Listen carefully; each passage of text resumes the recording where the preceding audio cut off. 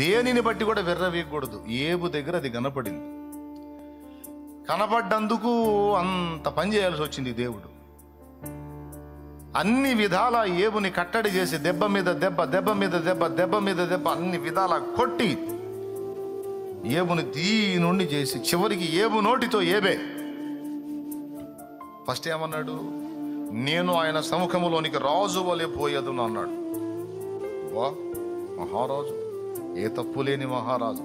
ఏబు గ్రంథము ఒకసారి తీయండి. ఆ మాట నేను చూసి నవ్వుకున్నా. 31వ అధ్యాయం 37వ వచనం. చదువు నాయనా. నా అడుగుల లెక్క ఆయనకు తెలియజేసేదను, రాజు వలె నేను ఆయన యొద్దకు వెళ్ళేదను. అదుగదుగు, రాజు వలె నేను ఆయన యొద్దకు వెళతానన్నాడు. దేవుడు ముందుకు వెళ్ళేటప్పుడు రాజు ఏమండి, భూలోకంలో కోర్టులో జడ్జి గారి ముందుకు పోయేటప్పుడు అధికారులు సైతం బెండ్ అవుతారు.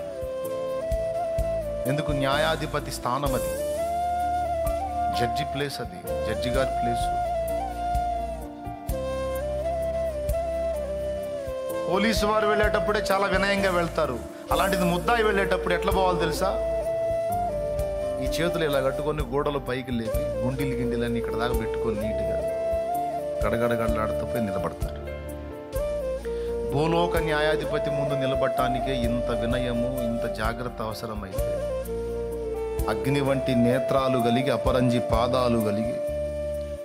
అగ్ని వంటి నేత్రాలంటే తెలుసా? కల్మషము లేని చూపు గలవాడు, రహస్యములను చూచువాడు. అపరంజి పాదాలంటే తెలుసా? మచ్చలేని నడత కలిగిన వాడు, పరిశుద్ధుడు. ఆయన నడత పవిత్రమైనది. పాదాలు, నడతలలో లోపం లేదు.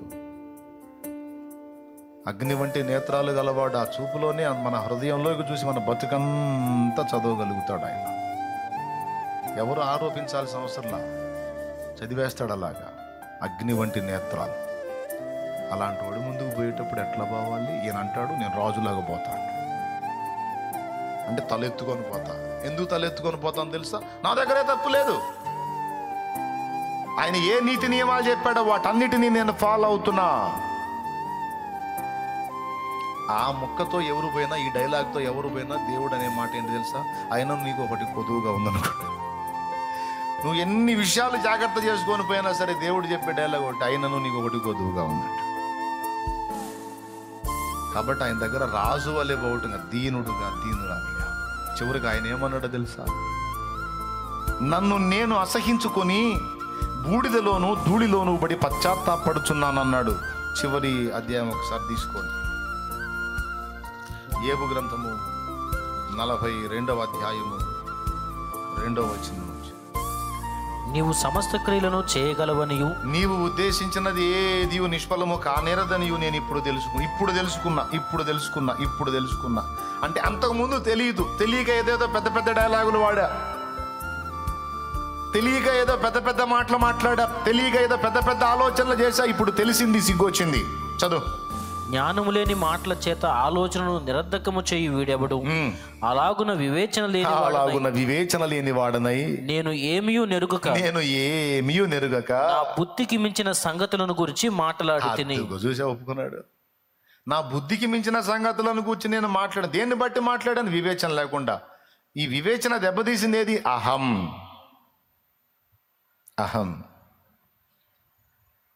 తర్వాత ఏమంటున్నాడు చూడు. నేను మాట్లాడగోరుచున్నాను, దయచేసి నా మాట ఆలకింపు. ఒక సంగతి నిన్ను అడిగేదను, దాన్ని నాకు తెలియజెప్పుము. వినికిడి చేత నిన్ను కూర్చిన వార్త నేను వింటిని. ఇప్పుడు నేను నిన్ను కన్నులారా చూచుచున్నాను. కావున నన్ను నేను అసహించుకొని ధూళిలోను బొడిదలోను పడి పశ్చాత్తాపడుచున్నాను. చూసావా, ఒప్పుకున్నాడు. అప్పుడు దేవుడు అన్నాడు, నా సేవకుడైన ఏబు పలికినట్లు మీరు నన్ను గూర్చి యుక్తమైనది పలుకలేదు గనుక. యుక్తమైన మాట. ఇన్ని మాటల్లో 42 అధ్యాయాల్లో యుక్తమైన మాటను పట్టుకున్నాడు దేవుడు. ఇదమ్మా డైలాగు, ఇదమ్మా ఉండాల్సింది. ఏంటమ్మా ఉండాల్సింది? నేను అంత మంచివాడిని, నేను ఎంత మంచివాడిని, విధవరాలికి న్యాయం చేశాను, దిక్కులేని వారికి ఆశ్రయంగా ఉన్నాను, దుర్మార్గుల దవడ మీద కొట్టి దీనులకు వాళ్ళకి ఇప్పించాను, వస్త్రహీనులకు వస్త్రం ఇచ్చాను, పొరుగువాని భార్యను ఆశించలేదు, నేను అంత మంచివాడిని, ఇంత మంచివాడిని అని నిజంగా అన్నీ మంచియే, దేవుడు మెచ్చేవే, అవన్నీ గొప్పవే. కానీ వాటిని బట్టి ఆయన ఓన్గా అహం ఫీల్ అవ్వద్దు. ఇవన్నీ నువ్వు కలిగి ఉన్నావు, చేయగలిగావు అంటే అది దేవుని కృప. అవన్నీ ఏంటండి? దేవుని కృప. ఆ కృప లేకపోతే, ఆ దయ దేవుడు చూపకపోతే, ఆ బలాన్ని దేవుడు నీకు ఇవ్వకపోతే నీ వల్ల కాదు. ఇప్పుడు నాకు అర్థం కాదు, అది చిన్న విషయమే కదా, దాని విషయంలో ఏబుని అంతసేటు తోమాలా దేవుడు? ఇప్పుడు అది వ్యభిచారం కాదే, దొంగతనం కాదే, నరహత్య కాదే, ఇంకొకటి కాదే, ఏదో నేను పర్వాలేదులే అనుకున్నాడు. ఏమయ్యా అది పెద్ద నేరమా? మీరు చెప్పండి. ఏమయ్యా ఏదో నేను కొంచెం పర్వాలేదు శబాష్ అనుకున్నాడు, అది నేరమా? అంటే ముందు చెప్పిన అన్ని పాపాలకు అడిగి పెద్ద నేరం అది. అందుకే అంత సీరియస్గా తీసుకున్నాడు దేవుడు. ఎందుకంటే తన స్వనీతి మీద ఆధారపడేవాడు దేవుని నీతి ఉన్న క్రీస్తు నెరగడు.